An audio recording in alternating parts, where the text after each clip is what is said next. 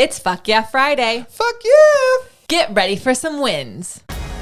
Welcome to the Be It Till You See It podcast, where we talk about taking messy action, knowing that perfect is boring. I'm Lesley Logan, Pilates instructor and fitness business coach. I've trained thousands of people around the world, and the number one thing I see stopping people from achieving anything is self-doubt.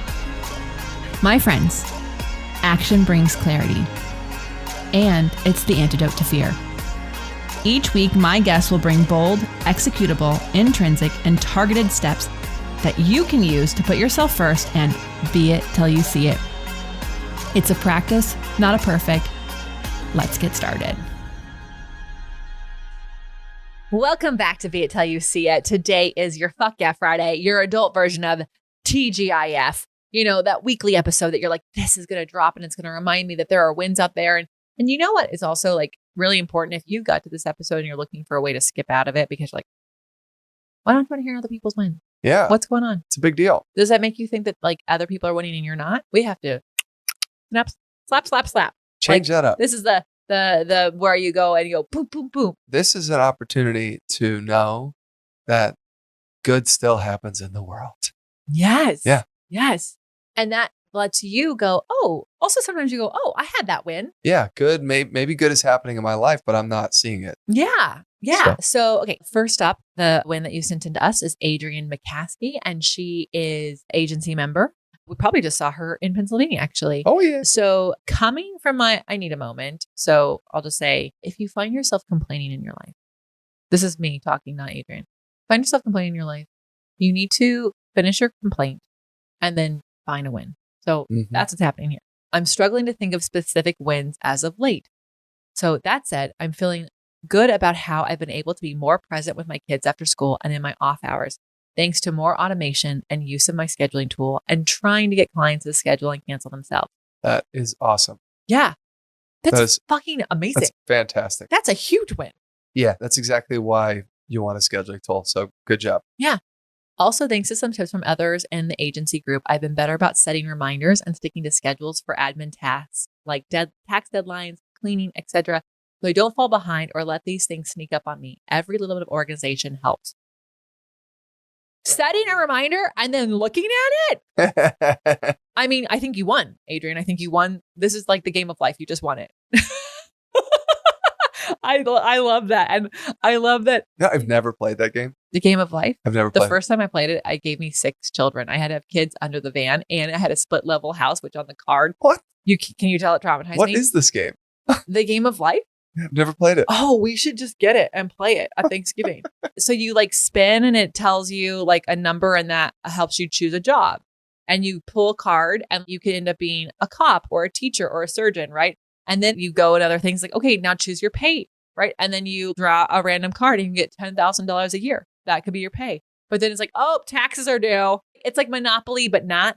That's funny. You're not buying a bunch of houses, but I had 6 kids because every time it was like, oh, you just had a baby. It's like, oh my God, and another kid. All these kids like stacked on my little car. And then I had a split level house and the drawing of the house when it was a split level had a split down it like it was a trashy house. Oh. And by the way, split level houses are not. It just means that there's a split level. Yeah. So I thought the game of life was being a little harsh on some people. You could also get a tour to a mansion. You learn about all the different types of homes you can get. It's very interesting. We have to play it. Okay. Let's get back to one more one of your guys. Yeah, This is from Karen Campbell. Celebrating that I've been honing in on my ICA. So that's a ideal client avatar. And this week, things have really clicked. I have the most true to me I help statement that I have ever had.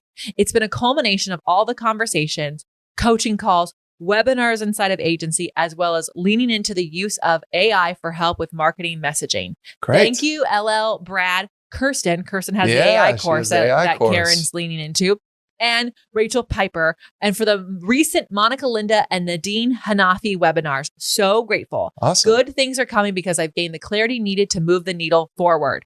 Boom. Man, she's on a roll. She's on a roll. So Monica Linda has been on the Beit Pod, and so has Nadine Hanafi. And if you are wanting Nadine's amazing branding stuff, it is brilliant. We've linked to it in her podcast episode. And so please take a look at that so you can get our little Beit Pod link to figure out what your colors are and things like that. But also, I just want to highlight, this is a culmination of conversation. Yeah. I heard about an I help statement. I should have an I help statement. And it can take time. It takes time. Yeah.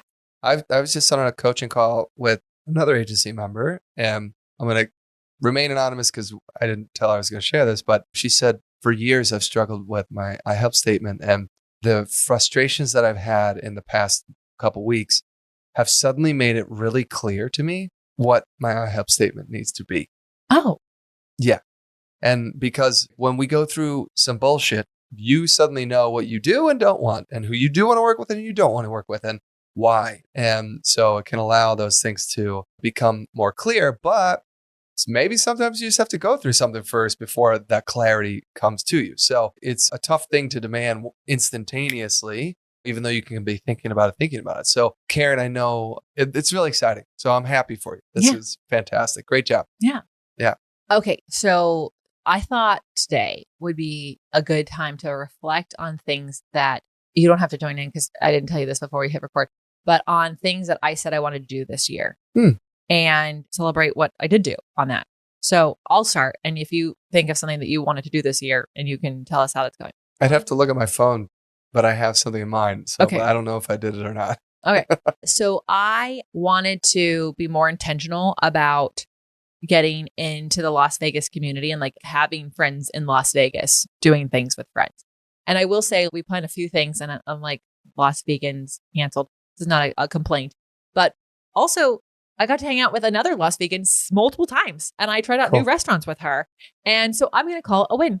Yeah. I also tried out a library card, and I tried out pole dancing, and I tried to like get to know more parts of the city, and we tried out new restaurants, and we were open to going to dinner with different particular couples or potential couples.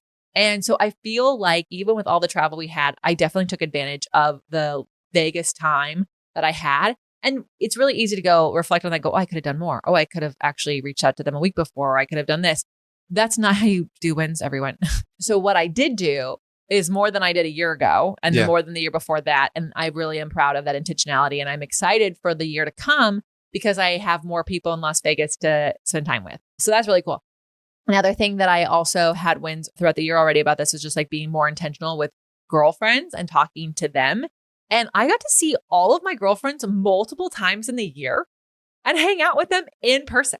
And so I'm really proud about that. I think that's really cool. That's awesome. Yeah. I also had this goal of really trying to figure out what's wrong with my stomach and with my health and my sleep.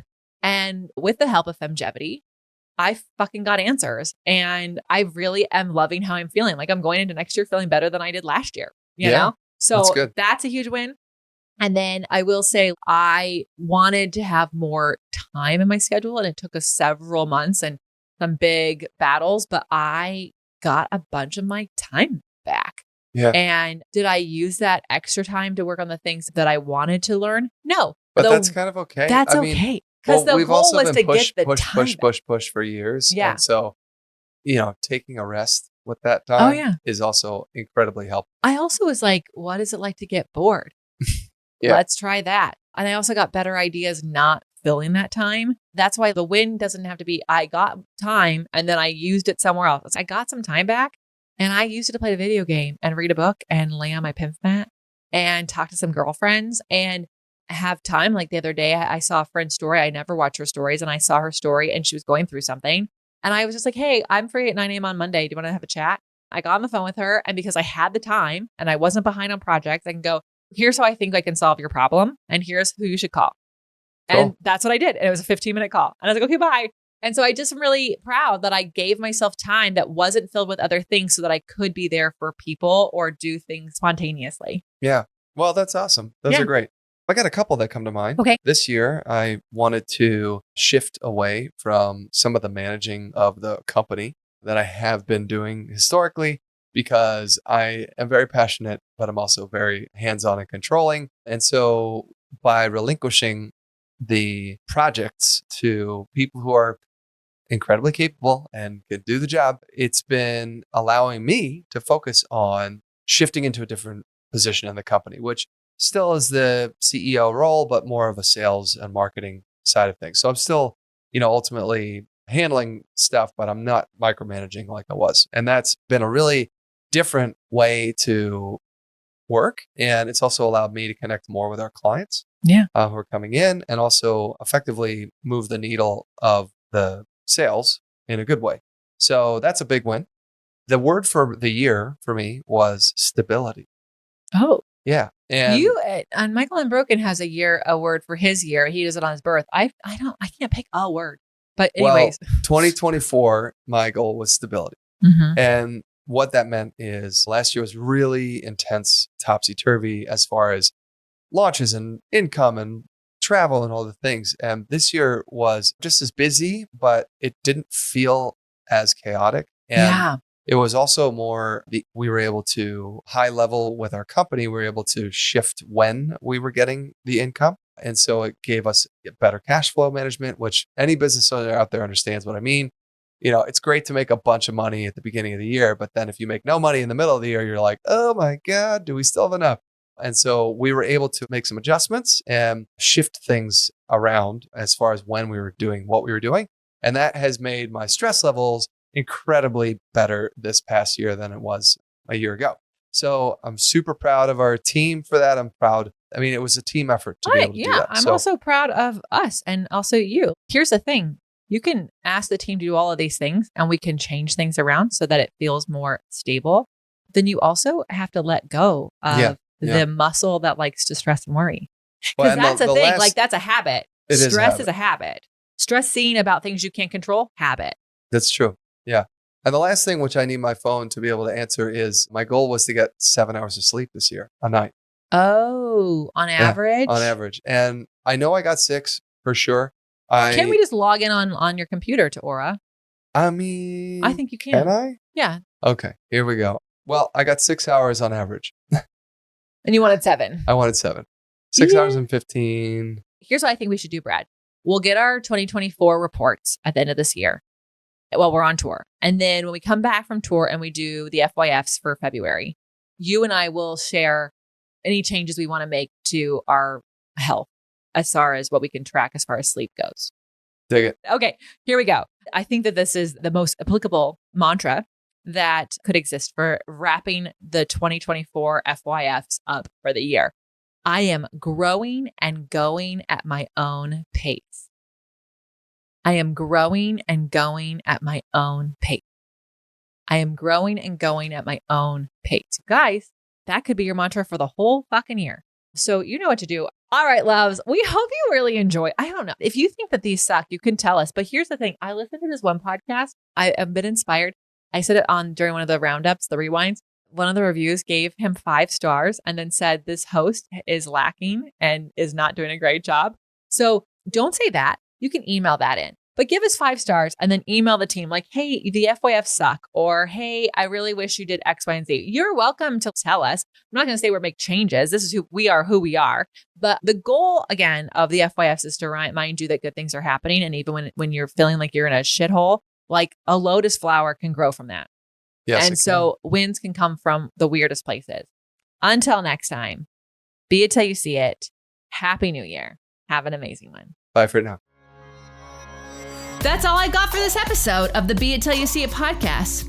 One thing that would help both myself and future listeners is for you to rate the show and leave a review. And follow or subscribe for free wherever you listen to your podcast. Also, make sure to introduce yourself over at the Be It Pod on Instagram. I would love to know more about you.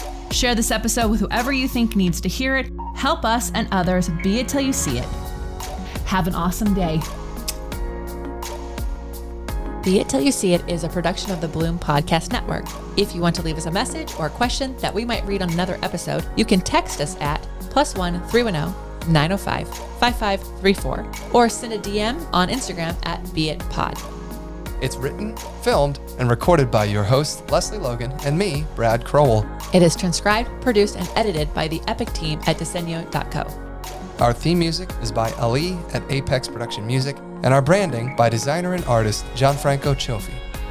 Special thanks to Melissa Solomon for creating our visuals. Also to Angelina Herrico for adding all of our content to our website. And finally, to Meredith Root for keeping us all on point and on time.